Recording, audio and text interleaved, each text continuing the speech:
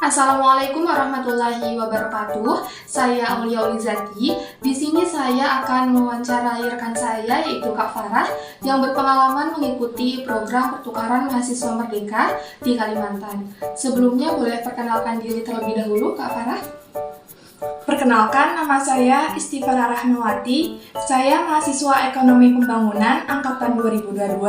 Saya merupakan mahasiswa yang mengikuti program pertukaran mahasiswa batch 4 di kampus penerima saya yaitu Universitas Lambung Mangkurat. Baik, langsung saja kita masuk ke pertanyaan pertama ya Kak Farah. Sebelumnya boleh tahu nggak sih apa motivasi Kak Farah mengikuti program pertukaran mahasiswa merdeka ini? Motivasi saya itu awalnya saya ingin mempunyai teman secara luas, yaitu teman senusantara. Lalu motivasi saya yang lain yaitu saya ingin mempelajari lagi kebudayaan Indonesia yang pastinya itu banyak sekali yang belum saya ketahui. Baik, oke, lalu selanjutnya bagaimana sih proses awalnya hingga Kak Farah bisa terpilih mengikuti program ini? Proses itu untuk mengikuti program pertukaran mahasiswa ini kita itu harus membuat akun dulu di website pertukaran mahasiswa. Kemudian kita bisa mengisi data-data diri kita di sana. Setelah mengisi data-data diri, jika kita lolos seleksi berkas data diri kita akan melanjutkan ke tahap selanjutnya yaitu survei kebinekaan. Setelah survei kebinekaan kita sudah selesai, kita meminta pengajuan validasi kepada PT pengirim kita yaitu Universitas Tidar sendiri. Setelah semua proses itu dijalankan, kita hanya menunggu hasilnya saja. Baik, jadi terdapat 3 tahap ya Kak. Tahap seleksi berkas, seleksi tes, dan seleksi apa tadi terakhir? PT pengirimnya. Baik. Oke, lanjut ke pertanyaan selanjutnya ya Kak. Apa saja sih tantangan yang Kak Farah hadapi selama menjalani program pertukaran mahasiswa ini?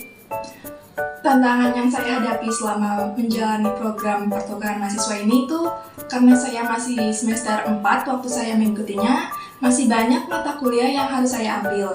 Dan kurikulum di setiap kampus itu pasti kan berbeda kan. Nah, kurikulum ini harus ada beberapa mata kuliah yang wajib saya ambil, sedangkan di universitas yang penerima saya itu ULM itu ada beberapa yang tidak ada. Nah, perbedaan kurikulum ini membuat kesulitan saya dalam konversi. Oh, jadi tantangannya itu yang paling besar itu mungkin konversi mata kuliah gitu ya Kak? Betul. Oke, selanjutnya nih Kak, bagaimana sih pengalaman belajar Kakak di universitas yang berbeda? Apakah ada perbedaan yang Kakak Farah rasakan? Perbedaan yang dirasakan itu pasti ada ya. Salah satunya mungkin bisa saya jelaskan secara subjektif ya. Kalau Universitas Lambung Mangkurat itu lebih besar, jadi lebih memiliki banyak fasilitasnya lebih lengkap. Dan perbedaan secara administratif itu mereka menawarkan banyak mata kuliah yang tidak ditawarkan di Universitas Tidar. Oke, selanjutnya, bagaimana perasaan Kakak saat harus beradaptasi di lingkungan dan teman-teman yang baru? Apakah ada juga culture shock saat di Kalimantan? Atau ada pengalaman-pengalaman yang mengejutkan lain? Perasaan saya itu pasti senang karena saya mendapatkan hal-hal yang baru. Jujur saja saya itu suka hal-hal baru kan. Ya, suka tantangan? Iya betul.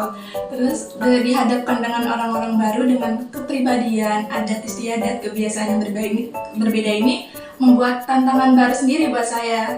Buat bagaimana ya caranya untuk mendekati dia, bagaimana ya kita bisa dekat akrab. Kalau shock gitu pasti ada aja, tapi lebih ke senang aja gitu. Oke, lalu apa saja mata kuliah yang Kak Farah ambil saat mengikuti pertukaran program mahasiswa ini? Saya mengambil 5 mata kuliah langsung di kampus penerima dan 2 mata kuliah langsung di kampus pengirim saya. Dan ada satu lagi mata kuliah yang khusus untuk mahasiswa program pertukaran. Itu mata kuliah modul Nusantara. Boleh dijelaskan nggak itu Kak, mata kuliahnya seperti apa? Apakah ada kegiatan di luar kampus atau yang lain-lain?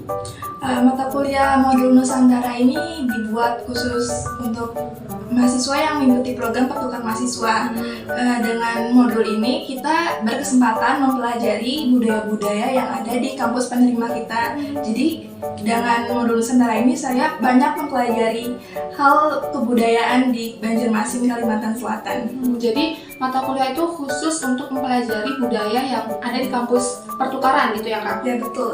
Oke, seru ya. Iya. Lalu pertanyaan selanjutnya nih Kak, adakah momen atau pengalaman yang paling berkesan bagi Kak Farah? Momen paling berkesan itu ketika kami mengunjungi suatu daerah namanya Loksado di Desa Loklahung. Di sana kami menjalankan kontribusi sosial. Kami membuat pojok baca, kami membagikan tanaman, kami mensosialisasikan kesehatan kepada anak-anak. Pokoknya di acara tersebut kami berkontribusi sosial langsung kepada mahasiswa, kepada masyarakat yang ada di Desa Loklahung, Kalimantan Selatan. Wah, seru sekali ya Kak, jadi kayak lebih bersosialisasi dan mengabdi ke masyarakat gitu ya kegiatan yang paling berkesannya. Wah. Oke, selanjutnya, apa manfaat terbesar yang Kak Farah rasakan setelah menyelesaikan program pertukaran mahasiswa ini? Manfaat terbesar saya itu, saya menjadi pribadi yang lebih mandiri. Terus secara tidak langsungnya itu saya mendapatkan pertemanan, relasi yang lebih luas. Saya lebih bisa menghadapkan diri kayak gimana ya bertemu orang ini, kita harus bagaimana gitu, lebih bisa menghadapkan diri. Oke. Lalu pertanyaan selanjutnya nih Kak, apakah Kakak merekomendasikan program ini kepada mahasiswa lain? Dan kalau iya, mengapa? Saya sangat merekomendasikan program pertukaran mahasiswa ini untuk mahasiswa lain karena kita sebagai mahasiswa itu kan harus kalau bisa ya mempunyai banyak pengalaman yang tidak hanya di kampus saja, bisa kita cari di luar kampus. Nah, dengan program pertukaran mahasiswa ini bisa menjadi wadah untuk mahasiswa-mahasiswa untuk berkenalan antara pulau, seperti mahasiswa dari Pulau Sumatera, Kalimantan, Bali, Sulawesi, Jawa, untuk saling berteman, untuk saling bertukar pikiran. Jadi saya sangat merekomendasikan program ini. Baik. Oke, pertanyaan selanjutnya. Bagaimana sih program ini mempengaruhi karir Kakak di masa depan? Boleh diceritakan? Program ini mempengaruhi karir saya itu karena dengan mengikuti program ini saya mendapatkan sekali relasi di Nusantara. Jadi untuk prospek kerja saya mungkin tidak hanya tergantung di Jawa ya. Mungkin saya jika ingin kerja di Sumatera atau di Kalimantan atau Sulawesi atau di pulau lainnya, saya bisa menghubungi teman-teman saya yang ada di pulau-pulau tersebut. Jadi kalau misalkan mau kerja ya seenggaknya udah punya relasi di luar Pulau Jawa gitu ya. Betul. Sangat keren sekali. Oke, pertanyaan selanjutnya. Adakah saran atau tips untuk mahasiswa lain yang sekiranya mau mengikuti program ini, Kak?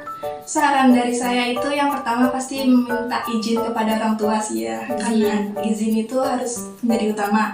Kedua itu konsultasi kepada dosen pembimbing dan dosen jurusan. Karena mereka itu pintu kita untuk apakah boleh keluar atau tidak. Mereka lebih tahu kayak sebaiknya kita mengikuti atau tidak gitu. Dengan konsul itu kita bisa mendapatkan izin, bisa mendapatkan arahan yang lebih baik di kampus penerima mana yang harusnya kita datangi gitu.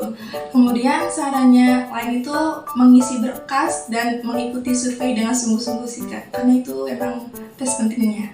Oke, sekian saja nih Kak pertanyaannya. Terima kasih banyak karena sudah mau menjadi narasumber dan diwawancarai. Semoga informasi yang Kak Farah berikan bisa bermanfaat untuk teman-teman sekalian. Kurang lebihnya mohon maaf. Wassalamualaikum warahmatullahi wabarakatuh.